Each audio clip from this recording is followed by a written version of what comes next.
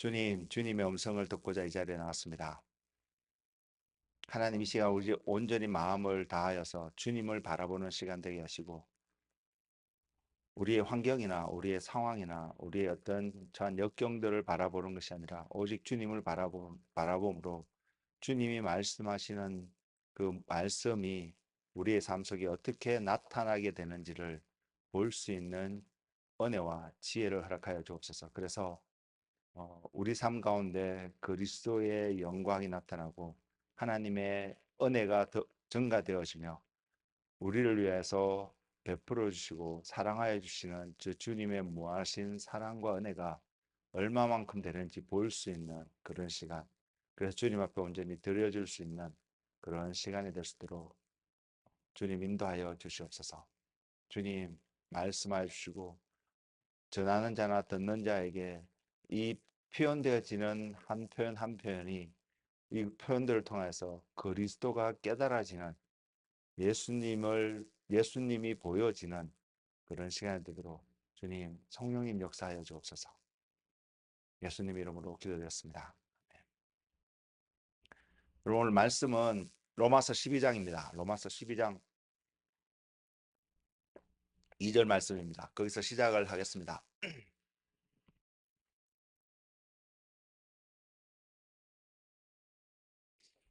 오늘 말씀을 어떤 제목으로 정할 수 있을까 고민을 할 때에 성령님께서 제게 주신 마음은 어떤 마음이었냐면 초이스, 선택이라는 단어를 주셨습니다. 그래서 로마서 12장 2절 말씀을 통해서 하나님께서 제게 주신 이 제목의 선택이라는 부분들이 어떻게 하나님이 말씀하기를 원하시 죄송합니다. 하나님이 말씀하기를 원하시는지를 볼 수 있는 그런 시간이 되기를 소망합니다. 로마서 12장 2절 우리 모두가 잘 알고 있는 말씀이고 제가 또 많이 인용하는 성경 구절의 말씀이기는 합니다. 그래서 어떤 분들은 또 암기하고 있을 수도 있는 말씀인데 여러분 늘 이 말씀을 성경의 모든 말씀이 마찬가지입니다만은 특별히 이 말씀을 여러분 가슴 속에 새기고 여러분 삶이 늘 이 말씀에 합당한 삶을 살아가는지 그 열매를 맺고 있는지를 늘 확인할 수 있는 은혜 가운데 사시는 한 분 한 분 되시기를 소망합니다. 너희는 이 세대를 본받지 말고 오직 마음을 새롭게 함으로 변화를 받아 하나님의 선하시고 기뻐하시고 온전한 뜻이 무엇인지 분별하도록 하라. 예수님께서요. 예수님께서 40일간 광야 생활을 금식하시며 하셨습니다. 그리고 그 금식을 마치시고 그 광야 생활에서 나오실 쯤에 그 광야에서 사탄이 예수님을 찾아갑니다. 찾아가서 세 가지 형태로 예수님을 시험하는 장면이 적어도 마태복음 4장 이하에 누가복음 4장에도 나오는 것 같고요. 4장 이하에 나옵니다. 그 시험의 내용들을 우리가 저는 지금 여러분들 다 알고 계실 거라고 생각을 하고 전제하고 이렇게 말씀을 드립니다. 그 시험의 내용들 세 가지 형태가 나왔던 그 시험의 내용들을 하나로 표현하면 에덴 동산에서 아담과 하와가 경험했던 시험의 내용과 똑같은 형태의 시험의 내용이었습니다. 아담과 하와에게 선악과를 따먹으면 하나님이 될 수 있다라고 말을 유혹했던 그와 같은 차원의 시험을 예수님이 광야 40일간의 금식을 마치신 광야의 생활 속에서 마지막으로 경험하게 되신 하나의 사건이 그곳에 있습니다. 만일이라는 표현이 부질없는 표현일 의미 없는 표현일 수도 있겠지만 만약 예수님께서도 그 40일 금식을 마치신 광야에서 마귀의 시험에 실패하셨다면 예수님은 마지막 아담이 되지 못하셨을 것입니다. 그 말은 하나님께서 또 다른 누군가를 보내야 될 수도 있는 어떤 그런 것을 생각해 볼 수 있는데 뭐 만일이라는 의미가 별로 의미가 없습니다. 없긴 한데 그것을 볼 수 있습니다. 그렇게 생각해 볼 수 있는데 왜 제가 이 말씀을 드리냐면 첫째 아담인 그 아담과 마지막 아담, 둘째 아담으로 오셔서 마지막 아담이 되신 예수님의 두 캐릭터 속에 나타나는 특징들이 있습니다. 그 특징들을 간략하게 설명하고 있는 구절이 고린도전서 15장에 나와 있는데요. 한 구절이 22절이고 또 다른 구절은 45절입니다. 그 핵심적인 것만 요약되었다고 볼 수 있는 그 두 구절만 선택을 했습니다. 그 내용을 쭉 살펴보면 첫째 아담이 어떻게 했고 둘째 아담이신 예수님이 마지막 아담이 되실 수밖에 없는 이유들이 그곳에 다 설명을 하고 있습니다. 그래서 22절 고린도전서 15장 22절에는 아담 안에서 모든 사람이 죽은 것 같이 그리스도 안에서 모든 사람이 삶을 얻으리라. 아담 안에서 그 아담이 선악과를 따먹는 그 결과를 해서 모든 사람이 죽음에 이른 것 같이 또한 예수님께서 단순하게 가장 단순하게 말씀을 드리면 광야에서 사탄의 시험을 이길 수 있었던 이기심으로 말미암아 이거 시작입니다. 이것이 완성되는 것은 분명히 아닙니다. 그 완성은 십자가에서 완성이 되셨는데 이것이 시작이었습니다. 이 시작에서 승리하실 수 있었기 때문에 예수님으로 말미암아 모든 사람이 삶을 얻을 수 있게 되었다는 것을 분명히 사도 바울이 고린도전서 15장 22절에서 증거하고 있고요. 또 같은 장 45절에는 이렇게 표현하고 있습니다. 기록된 바 첫사람 아담은 생령이 되었다 함과 같이 마지막 아담은 살려주는 영이 되었나니. 자, 이것을 통해서요. 가장 단순하게 쉽게 우리가 바라볼 수 있는 한 부분이 뭐냐면 이 땅에 살아가는 사람들의 삶 속에 두 가지의 형태의 사람의 모습이 나타난다는 것을 볼 수 있습니다. 하나는 아담의 불순종으로 또는 또 하나는 주님의 순종으로 그 삶을 살아가는 삶의 모습이 나타나는데 불순종 가운데 죽음을 맞이하는 사람들이 분명히 있습니다. 그리고 순종함으로 생명에 이르는 영생에 이르는 그 삶을 누리게 되는 사람이 분명히 우리 가운데는 존재합니다. 이 교회 안에도 마찬가지입니다. 교회 안에 있기 때문에 나는 안전하다 이렇게 표현할 수 있는 것이 아니라 우리가 교회 안에서도 또한 저와 여러분이 나는 그리스도인이라고 생각하는 그 믿음 안에서도 자세히 살펴보면 우리의 삶 속에서 죽음에 이르게 하는 어떤 삶의 형태를 깨달지 못하고 살아가는 모습도 분명히 발견할 수 있고요. 알면서도 살아가는 모습도 발견할 수 있고 반대로 그것을 너무나 정확하게 알게 됨으로 말미암아 지속적으로 도전이 오지만 예수님이 광야에서 시험을 받으셨던 것처럼 또한 많은 믿는 사람들이 여전히 그 시험들 속에서도 나약함과 연약함 속에서 힘들어하는 관점 속에서도 여전히 주님을 붙잡고 살아감으로 말미암아 승리하게 되는 그 삶, 예수 그리스도로 말미암아 승리하는 삶, 그 삶을 살아가는 두 부류의 사람들이 분명히 있습니다. 우리는 이것을 또 다른 말로는 영적 전쟁이라고 불려질 수 있고요. 또 다르게 표현하면 이것은 빛과 어둠의 전쟁이라고 표현되어 줄 수 있으며 이것은요. 저와 여러분의 일상의 삶 속에서 항상 나타날 수 있는 삶의 모습입니다.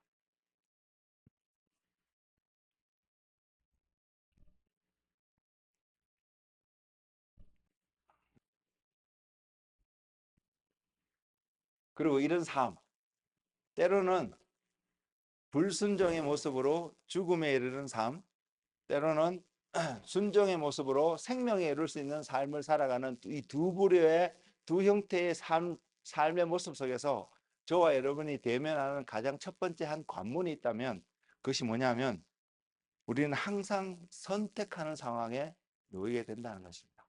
선택할 수 있습니다. 우리가 생명에 이르는 선택을 할 수도 있고요. 죽음에 이르는 선택을 할 수도 있습니다.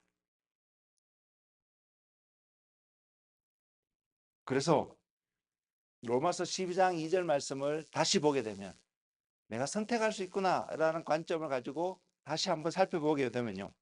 로마서 12장 2절 말씀에 기본적으로 우리에게 첫 번째 던져지는 하나의 뉘앙스는 명령하고 계신 하나님의 말씀을 마음을 분명히 느낄 수 있습니다. 그럼에도 불구하고 이 명령이 우리에게 있음에도 불구하고 저와 여러분이 이 명령에 순종하느냐 이 명령에 불순종하느냐를 선택할 수 있다는 사실을 여러분 알고 계시나요?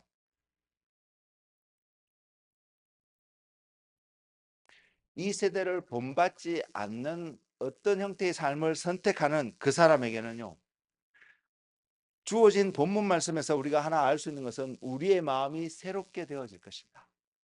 우리의 마음이 새롭게 되어져서 내가 이 세대를 선택하는 이런 차원으로 가는 것이 아니라 내가 이 세대를 본받지 않을 것을 선택하는 어떤 그 선택을 통해서 저와 여러분의 마음은 새롭게 되어지는 은혜가 반드시 있을 것입니다.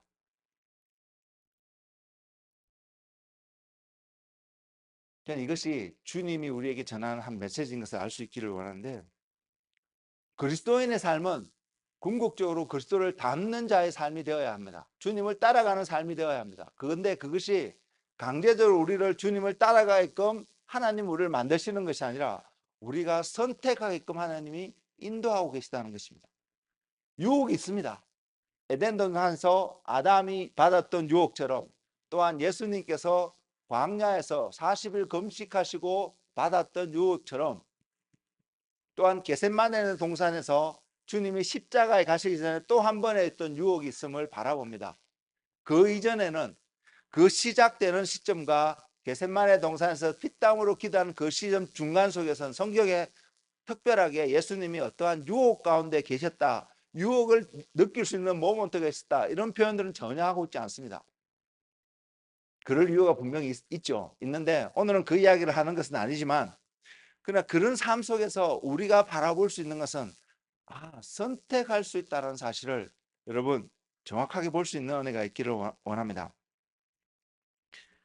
예수님이 40일을 금식하시고 굶주리셨기 때문에 돌들을 들어서 떡덩이를 만들어서 드셔도 그 사실 자체는 아무런 문제가 안 될 수 있다는 사실입니다. 그런데 이런 우리의 육신의 연약한 환경 속에서 사탄이 우리를 무너뜨리기 위해서, 또한 사탄이 주님을 무너뜨리기 위해서 다가와서 하나님의 말씀을 가지고 하나님의 어떤 능력을 가지고 유혹하는 이런 모습, 우리가 이것을 분별하지 못한다면요, 돌이 떡덩이에 대해서 배고픔을 채우는 우리의 어떤 행위들인 죄라고 말할 수도 없고, 이것은 세상을 본받는 삶이라고 분명히 말할 수 있는 삶의 형태가 아닙니다. 우리의 육신의 생명을 유지하기 위해서 필요한 어떤 삶의 액티비티이기 때문에요. 근데 예수님이 만일 돌을 들어서 떡덩이를 만들어서 그의 배고픔을 채우는 어떤 행위를 하셨다면, 그것은 동일하게 아담이 선악을 알게 한 나무의 열매를 보고 따먹게 되는 것과 똑같은 결과를 가져올 수 있었다는 사실을, 우리가 이것을 분별할 수 있을 때예요. 또는 우리에게 이 분별한 은혜가 주어질 때에 우리는 어떠한 삶의 모습이 세상을 따라가는 삶의 모습이고 세상을 따라가지 않는 삶의 모습인지 또한 알 수 있을 것입니다. 그래서 저는 여러분들이 일상의 삶 속에서 날마다 주어지는 선택의 여정 속에서, 제가 종종 이런 표현을 드리지 않습니까? 우리란 날마다 어떠한 선택을 하게 된다고. 그런 선택의 여정 속에서 이런 배경을 가지고 있는, 우리를 무너뜨리고 하고 세상을 쫓게 하고 하나님을 따라가지 못하게 하는 이런 배경을 가지고 우리의 눈앞에 나타나는 어떠한 모습들을 보면서 이것이 그러한 모습인지 아닌지를 먼저는 분별할 수 있는 지혜를 여러분 가운데 부어달라고 기도하시는 한 분 한 분 되시기를 소망합니다. 그래야 우리가 또한 바른 것을 선택할 수 있기 때문에요. 그런 은혜가 부어졌음에도 불구하고요, 그것을 알 수 있는 길이 주어졌음에도 불구하고 선택하지 못하는 경우들도 있습니다. 그것이 거듭났다고 말하는, 뒤에서 조금 더 설명할 수 있겠지만, 거듭났다고 말하는 우리의 삶은 이제는 우리가 세상을 따라가지 아니하고 하나님을, 주님을 따라갈 수 있는 기본적인 조건들이 형성되어 있는 저와 여러분의 삶을 이야기하고 있음에도 불구하고 우리는 넘어지는 우리 자신을 발견하기 때문입니다. 그런 데는 분명히 이유가 있습니다. 또 나름의 그것이 익스큐즈 될 수도 있기도 하고요. 그럼에도 불구하고 우리는 넘어지는 자로 부르심을 입은 것이 아니라 넘어지는 것을 허용되어지기 때문에, 허용되어지는 모습 속에서 우리에게 거듭남을 주신 것이 아니라, 거듭남 그 사실 자체는 우리가 넘어지지 않을 수 있는 확실한 이유가 그곳에 있음을 성경은 분명히 증가하고 있기 때문에요, 저와 여러분은 넘어지지 않을 수 있는, 그래서 거듭났다고 말할 수 있는 그 확실한 이유를 붙잡고 살아가는 은혜가 여러분 가운데 있기를 소망합니다. 아담의 입장에서 보면요, 아담의 관점에서 에덴 동산에 있던 아담의 모습을 창세기를 통해서 살펴보면 아담은 선악을 알게 하는 나무의 열매를 먹지 않아도 하나님이 만들어주신 모든 동물과 식물들, 피조물들에게 하나님과 같은 역할을 감당할 수 있는 권세가 주어져 있었던 사람입니다. 우리는 어떤 경우에도 완전한 하나님은 될 수 없기 때문에 주님과 함께함으로 하나님의 아들들이 되어서 주님과 다스릴 수 있는 그 자리에 있을 수 있습니다만, 우리는 본질적으로 하나님은 아닙니다.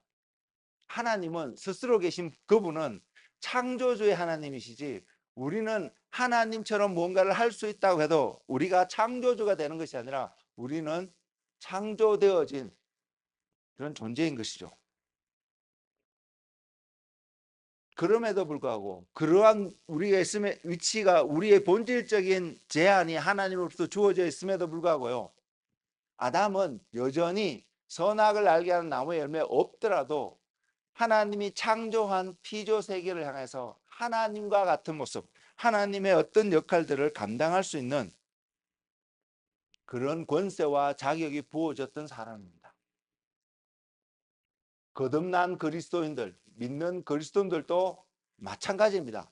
근본적으로 그 본질 속에서는, 그 비잉 속에서는, 거듭난 존재 속에서는 앞으로 세워질 하나님의 나라 속에서 하나님과 함께 그 나라를 다스릴 수 있는 부르심이 믿는 그리스도인들, 거듭난 그리스도인들에게 분명히 약속되어져 있습니다. 그래서 우리가 믿음으로 승리하는 자가 되고 온전히 그리스도인이 되어서 하나님 나라에 들어가게 될 때에 우리는 다스릴 수 있는 그런 기회와 은혜가 분명히 주어질 것이라고 믿습니다. 물론 그 다스림은요, 우리 혼자만이 되지 않습니다.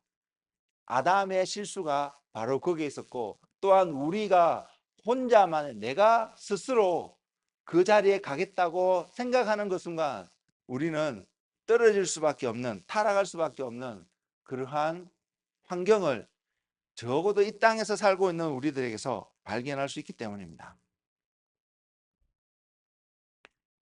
다스림은요, 무엇을 나타내냐면 의를 나타내는 것입니다. 옳은 것을 나타내는 것입니다. 바른 것을 나타내는 것입니다. 그래서 예수님이 세례 요한에게 세례를 받으러 가셨을 때에도 세례 요한이 거절을 했었거든요. 내가 당신께 세례를 받아야 되는데 어떻게 당신이 내게서 오실 수 있습니까? 라고 말할 때에, 이것은, 이 모습은요, 굉장히 겸손한 모습에서 나오는 하나의 표현일 것입니다. 맞는 말이지 않습니까?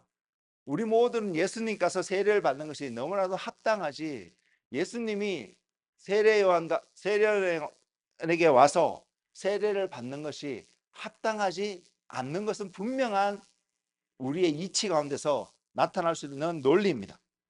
그럼에도 불구하고 주님이 뭐라고 말씀하시냐면, 이것을 허하라, 이것을 행하라, 이렇게 함으로 하나님의 의를 이루는 것이 합당하다는 말씀을 주셨습니다. 세례 요한이 예수님께 세례를 주는 것이 하나님의 올바른 다스림이라는 것입니다. 그 상황 속에서 우리는 이것을 분별할 수 있는, 이것을 바라볼 수 있는 지혜가 필요하고요, 이것을 행할 수 있는 은혜가 필요한 사람입니다.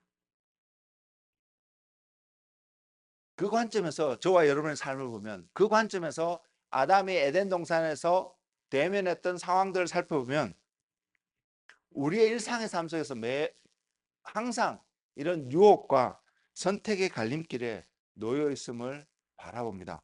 여러분 그렇지 않으신가요?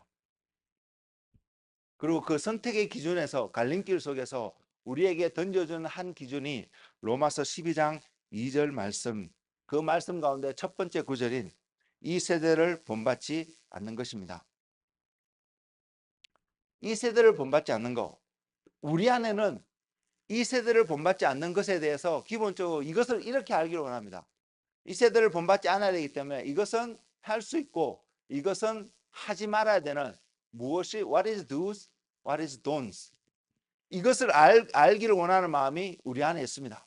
물론 때로는 이런 것은 분명히 세상을 따라가는 것이기 때문에 안 해야 되고, 이것은 세상을 따라가지 않기 때문에 해야 되는 어떤 것들을 명확히 알 수 있는 그런 내용들도 우리 삶 속에서 발견할 수 있지만, 이 세대를 본받지 않는 삶의 궁극적인 실체는 그리스도를 따라가는 삶입니다.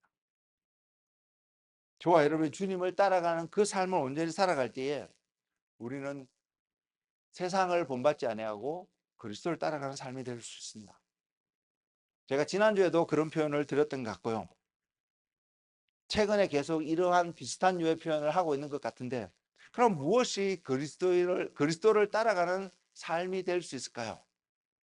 그런 질문 앞에 우리가 발견한 한 가지는 예수님의 마음이 어떠한 마음이었는지 살펴보는 것이, 성경을 통해서 예수님이 어떠한 마음을 가지고 어떠한 태도를 가지고 이 땅에서 살아가셨는지를 배우고 공부함으로 우리는 알 수 있다는 것을 분명히 알 수 있습니다. 그래서 저는 여러분이 항상 내가 주님을 따라가기를 원하고 세상을 본받지 않고 주님을 따라가기를 원하는 마음이 여러분 안에서 계속 일어난다면, 여러분 주님께서 어떻게 사시는지를 배울 수 있는 말씀 가운데, 그리고 하나님의 컨펌을 얻을 수 있는 기도 가운데 여러분의 삶이 늘 행하는 발견되어진 은혜가 있기를 소망합니다. 그래서 주님의 마음을 가장 잘 알 수 있는 성경에 많은 구절들이 있습니다. 오늘 제가 여러분에게 소개시킨 한 구절은 지난 목요일에도 소개를 했던 것 같기도 한데요. 한 구절의 말씀을 소개하고자 합니다. 그것이 빌립보서 2장 5절과 6절에 있는 말씀입니다.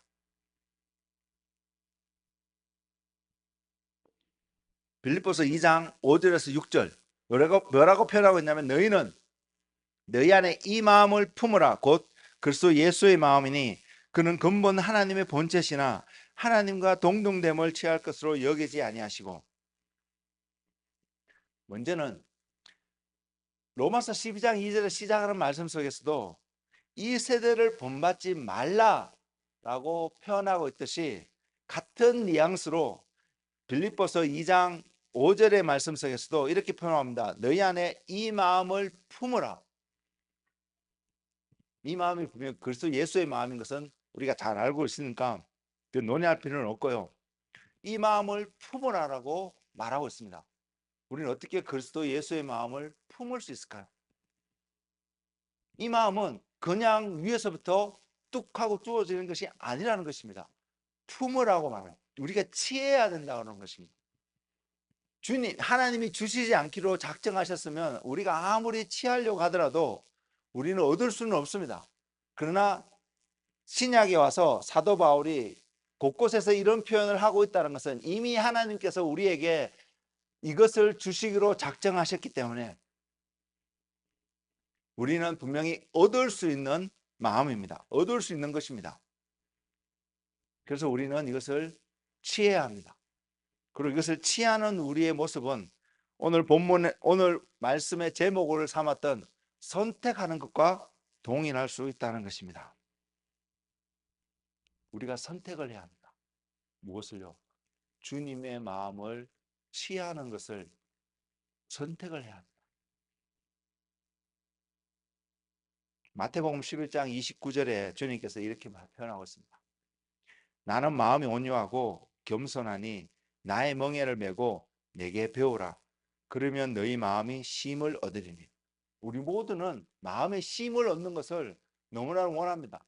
이것 싫어하는 사람도 없을 것이고, 우리가 일상에 상대방이 다른 사람보다 내 삶이 평안하게 보여도 그 평안함 속에 누리고 있는 그 사람도 여전히 어떻게 보면 더 나은 평안을 누리고자 하는 마음이 그 안에 분명히 있을 것입니다. 주님께서도 우리에게 마음의 쉼을 얻을 수 있고 세상에서 얻을 수 있는 평강은 비교가 안 되는 하늘로부터 오는 평강을 얻을 수 있음을 주겠다고 약속하고 계신 말씀이 분명히 있습니다. 그래서 우리는 얻을 수 있습니다. 근데 마태복음 11장 29절 말씀을 통해서 그것을 얻기 위해서는 우리가 취해야 되고 행해야 되고 선택해야 되는 삶의 모습이 있습니다. 그것은 뭐냐면 주님의 멍에를 메고 주님께 와서 배우는 삶을 우리가 선택해야 된다는 사실입니다. 이것을 통해서 어땠군요.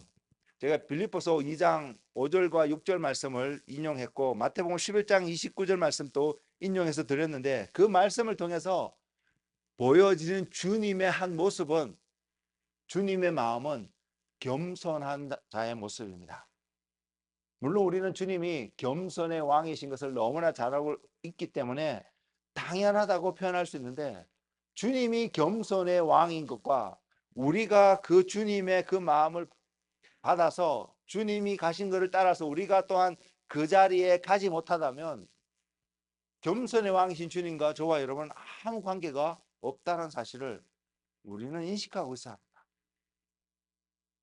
그리고 이 말씀을 통해서 우리에게 오늘 던지시는 주님의 음성은 우리가 겸손의 자리에 갈 수 있는 길을 분명히 보여주고 계시다는 것입니다. 거듭났기 때문에요. 하나님의 은혜를 우리가 거듭났기 때문에 하나님께서 저와 여러분에게 그냥 겸손의 마음을 냈다 하고 그냥 던져주시지 않았다는 사실. 어베어블한 마음이고 우리가 얻을 수 있는 것이지만 그냥 은혜로 말미암아 주어졌다라고 단순하게 우리가 이해하는 것처럼 그냥 주어진 마음이 아니라는 것입니다. 우리는 주님 앞에 나아가서 멍에도 매야 되고요. 그 주님이 하신 말씀들, 주님이 살아갔던 삶들을 보고 배우는 우리의 삶의 과정이 요구되어진다는 사실을 저와 여러분이 볼 수 있기를 원합니다. 그래서 우리의 삶의 과정이 요구되어지는 어떤 두에 행하는 어떤 모습이 있다 할지라도 그래서 겸손한 자에 간 그 사람의 고백은 분명히 이것이 될 것입니다. 하나님이 주신 은혜로 말미암아 내가 이 자리에 있었다 하는 것을 말입니다. 빌립보서 2장 5절 6절 말씀과 관련해서 다시 표현을 해보면 그리스도 예수의 마음을 품으라 말하고 그 마음이 겸손의 마음인 것을 소개하면서 우리가 품어야 되는 것이 바로 겸손의 마음인 것을 우리는 알 수 있습니다. 겸손해지기를 우리는 선택해야 된다는 것을 우리는 알 수 있습니다. 저는 이 겸손해지는 것도 선택해야 된다는 이 표현을 제 표현이 아닙니다. 어제 저희 아들 토니와 이야기하면서 토니로부터 얻게 된 제가 표현하기를 하나님께서 토니를 통하여서 저에게 이 말씀을 주셨다라고 말할 수 있을 만큼 토니를 통해서 제게 주신 하나의 은혜였고 깨달음이었습니다. 토니가 그래서 하는 표현은 토니의 했던 한 표현은 뭐냐면 크리스찬 클리치라는 이런 그런 표현을 사용했는데 뭐냐면 이것입니다. 하나님 말씀을 듣기만 하고 행하지 않는 삶의 모습이 이러한 모습입니다. 들었기 때문에 지식은 쌓여 있습니다. 그래서 어떤 상황 속에서도 내 문제가 아닌 다른 사람의 문제 앞에서 우리는 얼마든지 이것이 맞는 것이야, 이것이 말씀에서 말하고 있는 것이야, 이것을 이야기할 수 있는 사람들, 이게 그리스도인들입니다. 하나님의 이름으로 하나님이 하실 거야라는 이름 하에서 아무것도 행하지 않는 그런 사람의 모습, 이런 유에 속할 수 있는 사람의 모습입니다. 더 나아가서는요, 하나님이 제게 어떤 마음을 주셨냐면 이런 생각에서 사로잡혀 있으면 그 사람의 삶이 어떻게 되냐면 운명론자적인 삶에 빠질 수 있습니다. 교회 안에 들어있는 이런 운명론자적인 삶의 잘못된 부분이, 그러한 모습이 영향을 받아서 잘못 나타나 있던 부분이 예정론입니다. 성경에서 이야기하고 그 예정론에 예정되어지는 의미가 분명히 있습니다. 에베소서 1장에서 표현하고 있는. 근데 그것이 지나치게 가서 잘못 적용되어지는 부분들이 있습니다. 거기서 오늘 저는 그 이야기를 자세히 하고 싶진 않고요. 그냥 그런 것이 있다라고만 알아주시면 될 것 같고, 여러분 속에 기억하는 것은 듣기만 하고 행하지 않는 어떤 삶의 모습이 바로 이런 류의 사람에 속할 수 있다는 것을, 겸손해야 된다는 것을 너무나 잘 알고 있고 그 자리에 가야 되는 것을 알고 가고 싶어하는 마음도 표현할 수 있는데 그런 기회가 왔을 때 그 기회를 붙잡고 가고자 하는 어떻게 표현할까? 의지를 전혀 보이고 싶지 않는 우리의 모습을 우리는 발견할 수 있다는 것입니다. 겸손의 자리에 가게 되는 그 사람의 모습을 보면요. 크게 두 가지를 확인할 수 있는데 예수 그리스도가 우리 안에 계시지 않으면 우리는 절대로 그 자리를 못 갈 것입니다. 그래서 우리가 그 겸손의 자리에 갈 수 있다는 것은 선택해서 그 자리에 갈 수 있다는 것은 우리 안에 무엇을 프로브하고 있냐면 내 안에 그만큼 갈 수 있는 예수 그리스도가 주님의 은혜가 있음을 주님이 있음을 알 수 있습니다. 그리고 또 하나는요. 진짜 겸손의 자리에 내려가면 내려갈수록 그 내려가 있는 상태에서 발견한 한 가지 뭐냐면 그 사람이 자기가 주님 안에서 어떠한 존재인지를 명확하게 아는 만큼 그 아는 것에서 흔들리지 않는 만큼 겸손의 자리에 분명히 내려갈 수 있습니다. 겉으로 드러나는 겸손의 모습은요. 비굴한 모습과 아부하는 듯한 모습과 비슷할 수 있습니다. 정말로 비슷할 수 있습니다. 또는 그렇게 표현되어지는 내 모습을 보면 어떤 생각을 할 수 있냐면 나약한 모습, 연약한 모습이라고 표현되어 줄 수 있는 외적으로 드러난 모습만 보면 얼마든지 그렇게 볼 수 있습니다. 그래서 세상은 그렇게 하라고 그런 삶을 살라고 메시지를 던져주고 있지 않습니다. 그 반대의 모습을 보여주고 있습니다. 어떤 모습은요? 능력을 가지라고요. 능력 있는 자가 되라고요. 그 능력에는 여러 가지 것이 포함되어 있지만 그 능력이 있으면 재정적인 능력이 있으면 또한 어떤 일을 행할 수 있는 어떤 능력이 있으면 그 사람은 세상에서 뭔가를 보여주면서 살아갈 수 있는 굴림에서 살아갈 수 있는 어떤 모습이 세상 속에서는 분명히 보여주고 있는 게 있습니다. 그렇기 때문에 세상에서 던지는 메시지는 그 자리에 가라고 심지어 교회 안에서도요. 너가 준비되어야 하나님이 쓰실 수 있다는 메시지를 던지고 있습니다. 그럴까요? 하나님이 우리가 준비되지 않으면 우리를 사용하지 않으실까요? 저는 그렇게 믿지 않습니다. 준비되어야 했다는 것은 세상에서 말하고 있는 것처럼 네가 어떤 능력을 소유하고 있는 사람이 되어야 됐다는 것을 간접적으로 표현하고 있는 메시지거든요. 준비된 자를 하나님 사용하시는 게 아니고요. 하나님은 부르셔서 그 사람을 준비시켜서 사용하십니다. 우리는 그 하나님을 볼 수 있어야 합니다. 내가 준비되었기 때문에 하나님이 사용하시는 것이 아니라 하나님이 부르신 사람은 그 사람이 어떠한 사람이든가 상관없이 그를 준비시켜서 하나님의 메시지를 전하고 하나님의 것을 세상 가운데 나타나기에 합당하도록 하나님은 그를 만들어 가시는 분이시라는 사실입니다. 그래서 우리에게 중요한 것은요. 내가 준비되어서 하나님께 쓰임을 받는 것이 중요한 것이 아니라 부르심을 입은지 그 부르심을 확인하는 것이 더 중요하게 다가오지 않을까요? 이것은 오늘 메시지 한 부분은 아닙니다만 어쨌든 진짜 겸손한 사람과 어쩔 수 없이 그렇게 보여지는 그런 비굴하거나 나약한 모습으로서 나타나는 모습 그 사람의 모습은 겉으로 드러나는 모습은 비슷해도 실제적인 차이는 하늘과 땅만큼의 엄청난 차이가 그들의 삶 속에서 나타날 것입니다.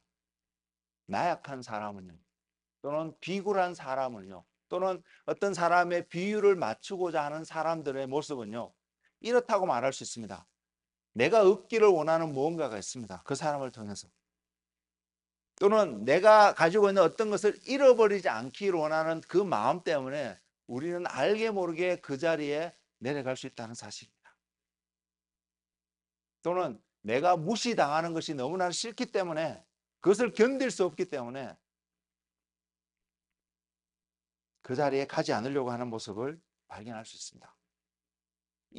이런 역경 속에서 이런 이유 속에서 나타나는 모든 외적인 모습들은 겸손의 모양을 하고 있을지는 모르겠지만 겸손과 굉장히 비슷한 모습으로 나타낼 수 있겠지만 아무것도 모르는 사람은 그 사람을 바라보고 그 사람 참 겸손한 사람이라고 표현할 수 있는 내용들이 그 안에 있을 수는 있겠지만 실제적으로는 겸손한 자의 모습이 아니라는 것입니다. 진짜 겸손한 사람은요, 내가 가지고 있는 것을 잃어버리는 것에 대한 두려움이 없습니다. 그리고 진짜 겸손한 사람은 상대방으로부터 뭔가를 얻기 위해서 그 자리에 내려가는 것이 아닙니다. 반대로 그 사람에게 뭔가를 주기 위해서, 더 나아가서 더 바른 표현하면 하나님께 있는 그리스도 안에 있는 어떠한 것들을 흘러보내기 위해서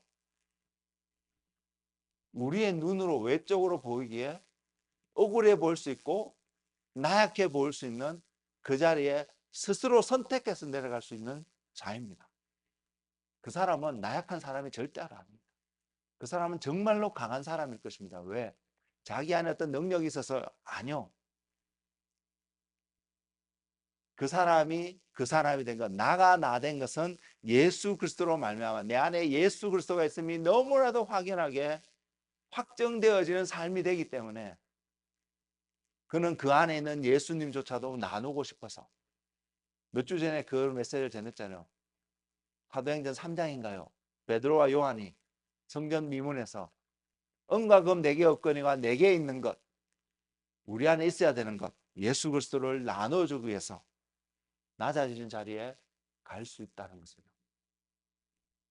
결국은 우리는 낮아지는 자리에 가는 것을 선택하며 가야 되는데 그러기 위해서는 우리 안에 먼저 선행되어야 될 한 조건이 있다면 저와 여러분 삶 속에 그리스도가 충만히 채워지는 그 삶이 필요하다는 사실을 늘 잊지 않는 저와 여러분이 되었으면 좋겠습니다.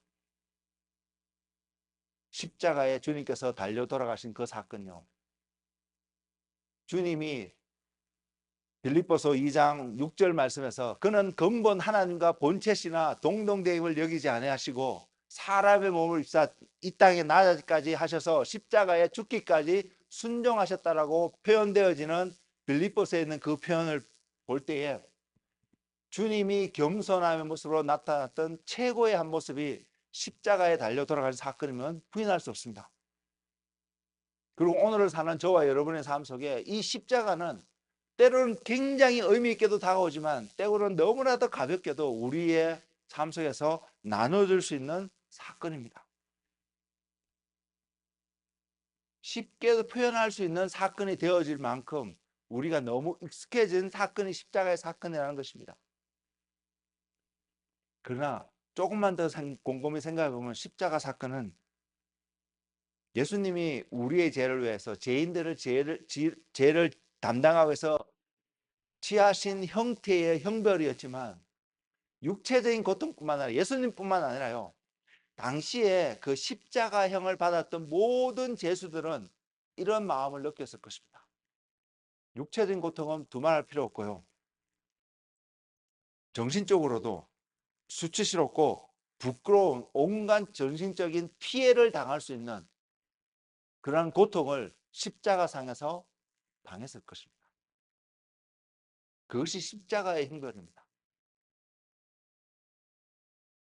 그것을 죄 없는 주님, 우리는 너무나 쉽게 표현하고 있지만 죄 없으신 주님, 이 표현을 쉽게 하고 있지만 저와 여러분의 삶 속에 한번 적용 한번 해보시기 바랍니다. 잘못한 것이 없는 나, 그 나가 나 자신이 억울함을 당한다고 느껴질 때에 반응하고 있는 저와 여러분의 가장 일상적인 모습, 가장 흔하게 나타나는 사람들의 삶에 나타나는 하나의 모습, 그 모습이 세상에서 세상을 따라가는 삶의 모습이 아닐까요? 만약 예수님이, 죄 없으신 예수님이 그 십자가 형벌을 당하는 그것이 우리가 너무나 흔하게 반응하듯이 억울해서 반응하는 모습처럼 주님이 동일하게 그렇게 반응을 하셨다면 우리는 오늘 이 자리에 있을 수 없지 않을까요? 주님이 그 억울하고 분노를 느낄 수 있는 그 정당성이, 누가 봐도 우리는 그런 표현을 할 수 있잖아요. 어떤 사람의 억울함 이야기를 들으면 그 사람이 그 분노를 내는 것이 당연하다라고 우리는 공감하는 부분이 있고, 그래서 그 사람과 공감해 줄 필요가 있음을 느끼는 부분이 우리 안에 있잖아요. 만일 그래서 예수님도 동일하게 그렇게 반응을 하셨다면, 억울하신 주님이, 죄 없으신 주님이 십자가에 달려 돌아가셨기 때문에 우리가 그래서 그 주님의 그 억울함을 표현하는 그 주님의 모습에 우리가 공감을 해줄 수 있다면, 우리에게는 영원한 생명이라는 은혜가 결단코 주어지지 않았을 것이고요. 우리는 어쩌면 오늘날 이곳에서 생명을 가지고, 육신 가운데 생명을 가지고 살아가는 일들도 우리는 없을 수 있지 않을까요? 당시에 주님이 그곳에서 주님의 분노를 표출했다면 수만의 하늘의 군대가 와서 그 당시에 모든 사람을 진멸할 수 있는 그러한 능력이 주님 안에는 없었을까요? 근데 안 했다는 것이죠. 하나님이, 성부 하나님이 예수 그리스도를, 성자 하나님이신 예수 그리스도를 강압적으로 꼼짝도 못하게 하셔갖고 그런 능력을 하실 수 있음에도 불구하고 그 일을 안 하셨을까요? 아니잖아요. 예수님이 선택하셨잖아요. 하나님이 그렇게 부르셨습니다. 하나님이 그 사명을 주셨습니다. 겟세마네 동산에서 주님이 그렇게 기도하시잖아요. 할 수만 있거든 이 잔을 내게서 옮기시옵소서. 이건 우리 모두가 일상적으로 표현하고 있는 하나의 표현이 아닐까 생각합니다. 근데 우리가 주님을 따라가는 것은, 주님이 마지막 아담이 되어서 우리에게 보이신 것은 할 수만 있거든 이것을 옮기시옵소서, 이것이 아니라 이것에서 멈춰지지 않고 그 다음에 표현들이 있다는 것입니다. 나의 원대로 마옵시고 아버지의 원대로 되기를 원한다는 주님의 선택과 고백 말입니다. 우리는 이것을 선택해야 되는 걸 알고 있습니다. 저는 여러분이 모르는 사람들이라고 전제하고 말씀드리는 것이 아닙니다. 여러분에게 도전을 주기를 원하는 것은, 나는 얼마나 기꺼이 때론 빠르게 이것을 선택할 수 있는 사람이냐는 것입니다.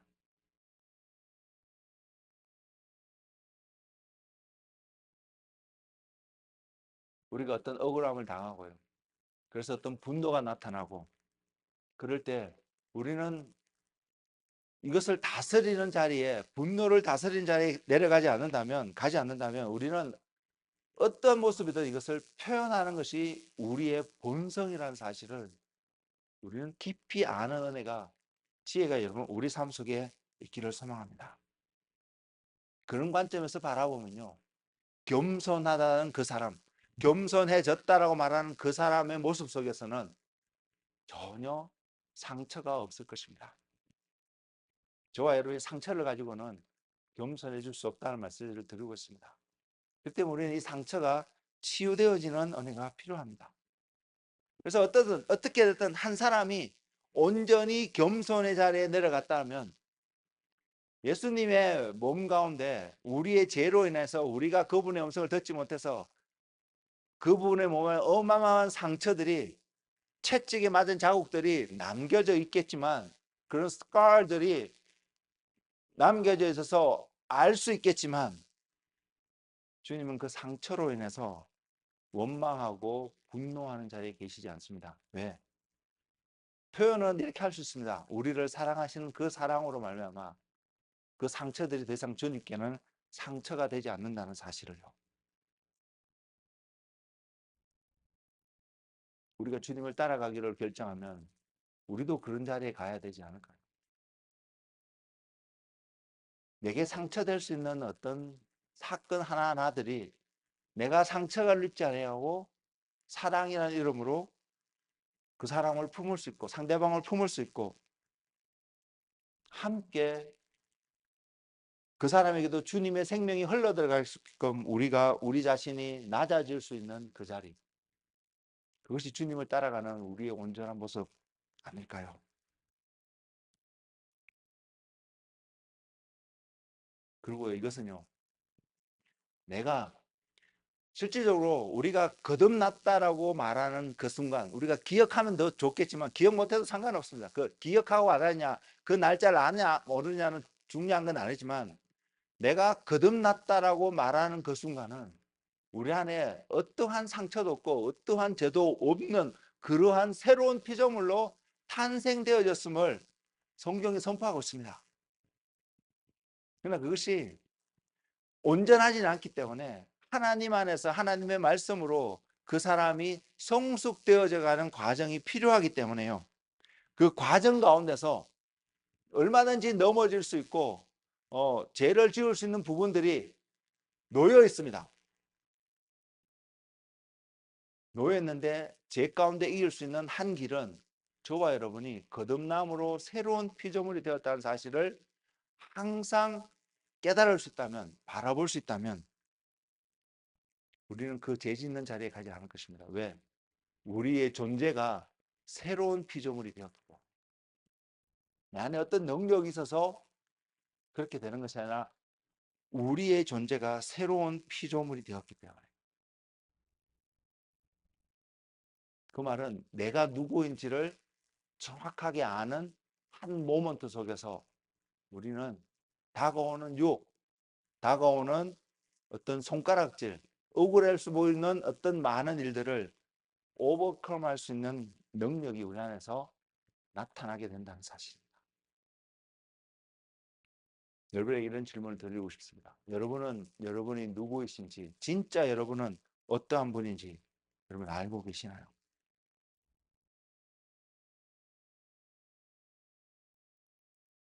다시 한번 말씀드리지만 저는 오늘 말씀의 제목을 선택이라고 하였습니다. 그리고 또 한 번 표현하는 것은 왜 겸손이 선택이 될 수밖에 없는 것을 또 한 번 더 나타내고자 설명하고자 합니다. 우리가 조금만 교회 다니고요, 조금만 성경 공부하고요, 조금만 말씀들을 설교들을 조금만 더 자주 듣게 되면 천국 가기 위해서 어떠한 조건의 삶이 되어야 되는지를 다른 사람에게도 쉽게 설명할 수 있습니다. 너무나 잘 알 수 있습니다. 원리 원칙들을 너무나 잘 알 수 있습니다. 그리고 그리스도인은 이렇게 살아가야 된다고, 교회는 이렇게 해야 된다고, 이런 이야기를 얼마든지 우리는 할 수 있습니다. 그러나 이것을 그 사람이 우리가 또는 이것을 잘 설명한다고 해갖고요, 그 사람이 진짜로 그렇게 사는 사람이라고 단정 지을 수는 없다는 사실입니다. 모르면 이 삶을 선택하지 못하고 모르면 이것을 이야기하지는 못합니다. 그러나 알게 될 때에, 배우게 될 때에, 복음이라는 메시지가 우리에게 들려져 왔을 때에 우리에게는 이것이 놓여 있습니다. 선택을 해야 되는 그 길에 놓여 있다는 것입니다. 아담과 하와에게 하나님의 말씀이 들려졌습니다. 그리고 그애들 삶 속에서 선택의 기로 가운데 선택의 어떤 과정이 놓여 있었습니다. 유혹이라고 표현할 수 있겠죠. 그리고 그들은 선택을 해야 했습니다. 복음의 메시지가 우리에게 들려주고 있습니다. 앞으로도 계속 주님 오실 때까지 계속 들려질 것이고, 더 나아가서 이 복음의 메시지가 땅 끝이라고, 그것이 어디가 땅 끝인지 정확하게 우리가 디파인 할 수는 없겠지만 땅 끝이라는 곳까지 복음이 전파되어졌을 때에 주님은 다시 오실 것이기 때문에 다시 오시는 주님을 맞이하기 위해서 복음은 땅 끝까지 전파되어져 갈 것입니다. 근데 그 복음을 듣는 모든 자가 복음이 약속하고 있는 은혜의 축복의 삶을 살아가지는 않는다는 것을 저와 여러분 지금 잘 알고 계시지 않나요?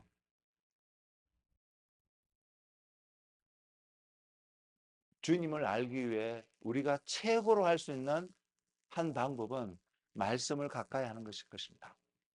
그래서 그 사람이 주님을 알고 주님을 배우고 주님이 그 사람 삶 속에 온전히 자리 잡으면 그 사람은 주님을 닮는 최고의 모습이 그 사람 삶 속에서, 그 사람의 버전 속에서, 그 사람의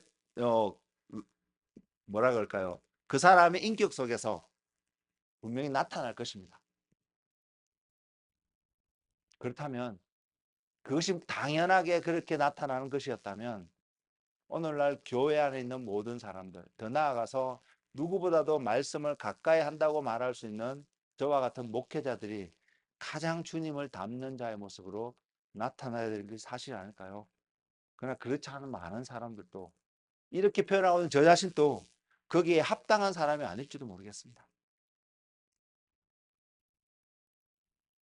결국은요, 말씀을 통해서 그리스도가 주님께서 어떠한 삶을 사셨는지, 무엇을 전하고 계시는지, 그래서 우리에게 보이신 것이 무엇인지를 알고 배워서 믿음으로 그것을 선택하는 삶을 행하는 그 사람이,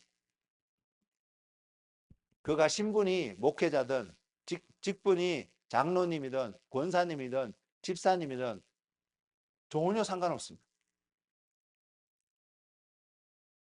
주님을 알고 배워서 주님이 말씀하시는 대로, 주님이 인도하시는 대로 그것을 선택해서 한 걸음 한 걸음 바로 딛는 바로 그 사람이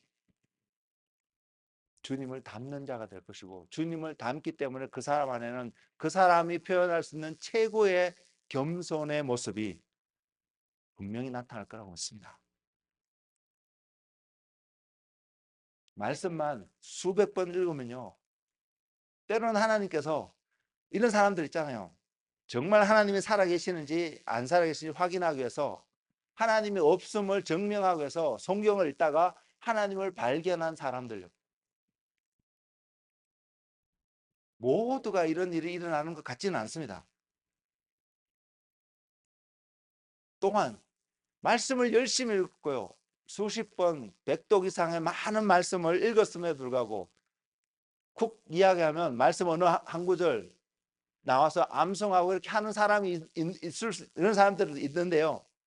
그렇게 하기 때문에 이 사람이 예수님의 모습이 온전히 나타난다고 반정지어서 우리 표현할 수는 없습니다. 그렇지 않나요?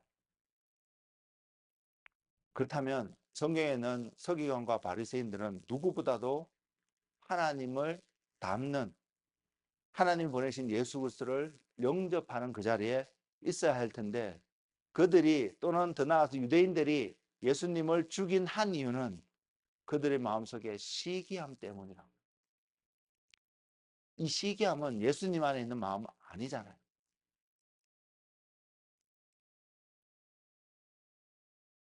주님을 닮고자 선택하는 그 선택이 우리로 하여금 하나님과 함께 할 수 있는 그 은혜가 부어진다는 사실을 여러분 가볍게 생각하지 않는 여러분이 되셨으면 좋겠습니다.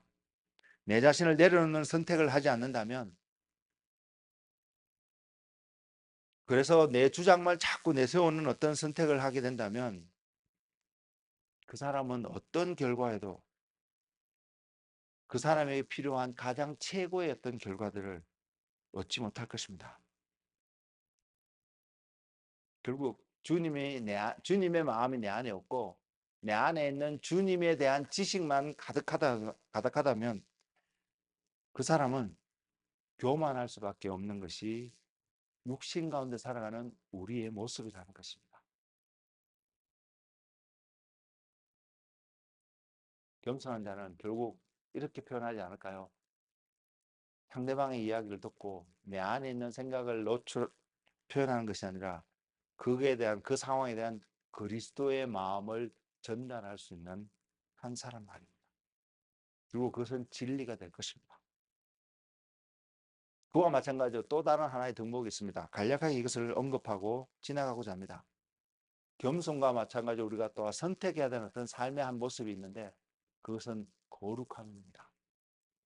하나님께서 이스라엘 백성들에게 내가 완전하니 너희는 내 앞에서 완전하라고 말씀하셨습니다. 또 다른 말로 내가 거룩하니 너희는 거룩하라고 말씀하셨습니다. 하나님이 그들을 거룩하게 만들겠다고 약속하고 있지 않습니다. 하나님이 부르셔서 그들을 나의 백성으로 삼겠다고 선언해 주셨습니다. 그 하나님의 백성으로 삼겠다고 선언한 그 백성들에게 하나님 또한 요구하신 것이 내가 거룩하기 때문에, 다른 말로 표현하면 너가 나의 백성이 된다면 너는 나와 같은 거룩함을 나타내는 자가 되어야 된다는 것입니다. 거룩함은 그냥 주어진 삶이 아닌 것을 알 수 있습니다. 우리가 선택해야 되는 것을 또한 알 수 있습니다. 내가 그 자리에 가기 위해서 무언가를 내려놓고 잡아야 된다는 것입니다. 다른 말로 표현하면요. 주님이 하신 말씀을 인용해서 표현하면 내 십자가를 지고 자기의 십자가를 지고 주님을 따르는 삶을 선택할 때에 우리는 거룩할 수 있다는 것입니다. 우리의 노력이 승리할 수 있는 힘을 준다는 것을 이야기하고 있는 것이 아닙니다. 그러나 우리가 승리하게 된다면, 그래서 그렇게 선택해서 거룩하게 되어지고 그렇게 선택해서 겸손한 자리에 가서 승리의 열매를 면류관을 얻게 된다면 그 사람은 또한 주님 앞에서 그 면류관을 내려놓을 수 있는 그러한 사람이 될 것입니다. 그것이 계시록에서 표현하고 있는 장로들의 모습입니다. 또한 그것이 아가스에서도 또한 곳곳에서 표현하고 있는 또 한 모습이 우리의 마음을 가꾸는, 동산을 가꾸는 삶을 살아야 된다는 것입니다. 우리의 선택은요. 때로는 이것이 믿음의 한 걸음의 발자국을 딛는 그 믿음의 한 걸음은 우리가 한 걸음 발자국을 딛지만 우리가 딛기 때문에 어떠한 일들이 일어나는 것이 아니라요. 우리가 한 걸음 뛰어들 때에 하나님이 내 안에 계시는 그 믿음으로 말미암아 한 걸음 딛게 될 때에, 그래서 주님의 모습이 나타날 수 있는 겸손의 자리에, 거룩의 자리에 한 걸음 나아가게 될 때에 하나님이 그 안에서 역사하실 것입니다. 무슨 역사요? 환경을 바꾸는 이런 일도 있을 것입니다. 다니엘과 다니엘 세 친구의 이야기를 보면, 그러나 환경이 바뀌지 않는 경우도 있습니다. 근데 나타난 열매는 똑같은 열매가 하나 있는데 무엇이냐면 하나님의 영광이 나타날 것입니다. 하나님의 아름다움이 그 삶을 통해서 반드시 표현되어질 것입니다. 우리는 그런 자로 부르심을 입은 자들 아닌가요? 하나님이 가인에게 이런 말씀을 주셨습니다. 우리는 종종요, 저도 늘 고민하거든요. 오늘 또 예배 드리면서 그 고민이 되어졌는데, 하나님이 정확하게 표현해 주시고 하나님이 나타나서 짠 하고 표현해 주시고 하나님이 이곳에 나타나서 이 강대상을 반으로 딱 쪼개는 역사를 허락해 주시면 적어도 이곳에 있는 모든 사람들은 그 하나님의 나타나는 영광의 기적의 역사로 말미암아 하나님 앞에 온전히 돌아오는 은혜를 경험할 수 있을 것입니다. 저는 여전히 그것을 기대하고 기다리는 마음도 한 곳에 있습니다. 그러나 하나님이 그것을 하지 않는다고, 하나님이 그렇게 하지 않는다고 우리가 주님을 닮아가고자 하는 그 삶을 소홀히 할 수 있을까요? 주님 안에 있는 겸손함이 내 안에 나타나는 것을 소홀히 할 수 있으며 주님 안에 있는 거룩함이 우리 안에 나타나는 것을 소홀히 하는 삶을 살아갈 수 있을까요? 그런 하나님의 음성이 들려지지 않는다고 내가 하나님의 음성은 못 듣는 사람이라고 우리 자신을 치부할 수 있을까요? 하나님 가인에게 이런 말씀을 하셨습니다. 창세기 4장 6절에서 7절 말씀이 있는데, 여호와께서 가인에게 이르시되 내가 분하여 함은 어찌 됨이며 안색이 변함은 어찌 됨이냐? 내가 선을 행하면 어찌 낯을 들지 못하겠느냐? 선을 행하지 아니하면 제가 문에 엎드려 있느니라. 제가 너를 원하나 너는 죄를 다스릴지니라. 가인은 자신의 감정이 나타나는 대로 그대로 내버려 두는 것이 아니라 그 죄를 다스릴 수 있는 자가 다스릴 수 있어야 됐습니다. 다스릴 수 있었기 때문에 하나님이 그렇게 말씀하셨을 것입니다. 주의 음성이 그의 삶 속에 들려지는 은혜가 분명히 있었습니다.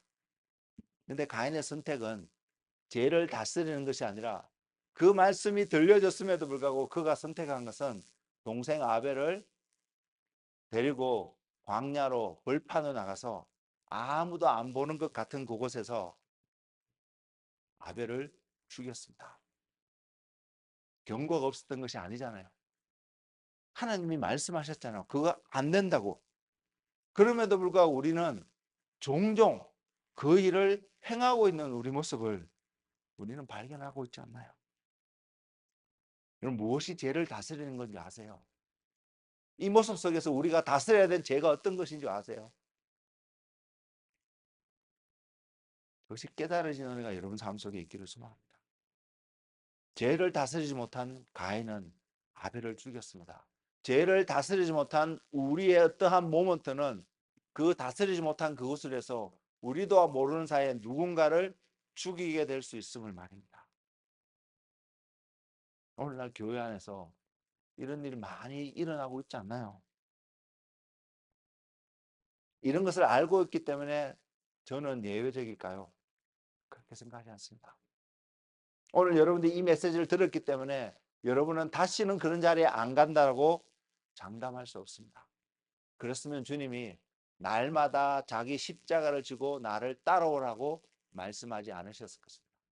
주님이 그랬으면 우리에게 오늘을 살아야 될 것을 강조하지 않으셨을 것입니다. 우리는 오늘, 내일이 아니고요. 오늘 우리가 당면하고 있는 어떤 그 상황 속에서 죄가 될 수 있는 무엇, 다시 말해서 세상을 본받게끔 만드는 어떤 것, 선악과를 따먹게 만드는 어떤 것들을 다스려서 생명나무의 열매를 먹고 세상을 본받는 것이 아니라 주님을 따라갈 수 있는 선택을 하는 그런 사람이 되어야 된다는 것을 말입니다. 세상에 사는 우리들은 사람들의 말을 듣지 않을 수 없습니다. 시간이 많이 가서 말씀을 마무리하겠는데요. 많이 들려온 수많은 음성들 가운데서요. 우리는 그것이 들려졌을 때 이런 태도가 필요하다고 생각합니다. 바울의 메시지를 들었을 때에 그것이 사실인가 아닌가 성경을 통해서 상고했던 베레아 사람들의 지혜로움이 오늘 우리에게도 필요합니다. 성경뿐만 아닙니다. 메시지들뿐만 아닙니다. 하나님의 말씀으로 표현되어지는 그런 메시지들뿐만 아니라요. 세상에서 들려오는 많은 이야기들이 이 사람은 이렇게 했더라, 저 사람은 저렇게 해서 무언가를 얻었더라 하고 말한 이런 내용들이 그것을 얻기에 합당한 기준 가운데서 이야기되어지는 바른 이야기인지 아니면 우여곡절 끝에 어떻게든 알려졌으면 그것을 얻지 못했을 텐데 알려지지 않았기 때문에 그것을 얻게 된 이야기들이 진리인 것처럼 들려주시는 수많은 이야기들이 있습니다. 이민사회에 사는 우리들의 삶 속에서도 늘 일상 속으로 경험할 수 있는 많은 이야기들이 그곳 가운데 있을 거라고 생각합니다. 그런 환경 속에서 저와 여러분이 선택해야 되는 것은 우리의 삶 속에 무엇이 기준이 되냐는 것입니다. 기준이 되는 그것에 들려오는 이야기들과 비춰봐서 맞는 이야기면 우리는 치할 수 있을 것입니다. 그러나 맞지 않는 이야기면 치하는 것에서 우리 자신을 돌아서야 할 것입니다. 신앙생활하는 것도 마찬가지입니다. 들려오는 수많은 메시지를 통하여서요. 그것이 누구한테 가서 때로는 목회자들한테 여러분이 속한 교회 목사님한테 가서 확인받는 것도 필요합니다. 저는 이것을 무시하는 것이 아닙니다. 그러나 기본적인 우리의 태도는 그 무수히 들려왔던 많은 메시지들이 맞는지 안 맞는지 베레아 사람들과 같은 태도. 사도 바울의 메시지를 들었지만 그들이 성경을 돌아가서 성경을 통해서 확인했던 그들의 태도. 이러한 삶의 모습이 우리 안에서 세워져야 된다는 것입니다. 그것을 선택하고 그 자리에 우리가 갈 때에 우리는 하나님이 인도하시는 그 길 가운데 걸어갈 수 있다는 것을 말씀드리는 것입니다. 그래서 우리가 말씀 위에 굳건히 서 있을 때에 우리는 세상을 본받지 않고요. 마음에 새롭게 함을 주시는 하나님의 은혜 속에서 하나님의 기뻐하시고 선하시고 온전한 뜻이 무엇인지 알 수 있다는 사실입니다. 하나님은 오늘 또 우리가 겸손해지기를 원하시고 하나님은 오늘 또 우리가 거룩하며 주님의 삶을 닮아가기를 기대하고 계실 것입니다.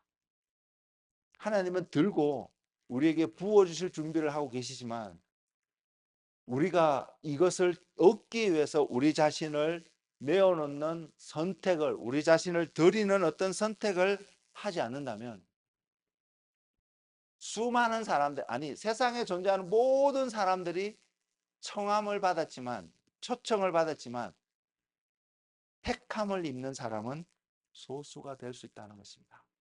우리는 초대장을 받는 그 사람이 되는 것이 아니라 초대장을 가지고 그 나라에 들어갈 수 있는 한 사람이 되기를 들어가는 것을 선택하는 한 사람이 되기를, 그런 사람이 되기를 예수 그리스도의 이름으로 축복을 드립니다.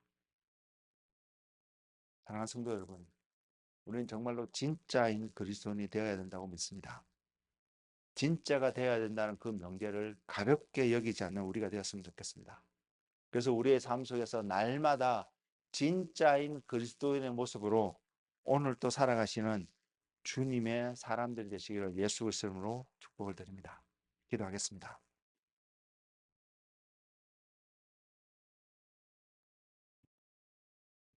주님,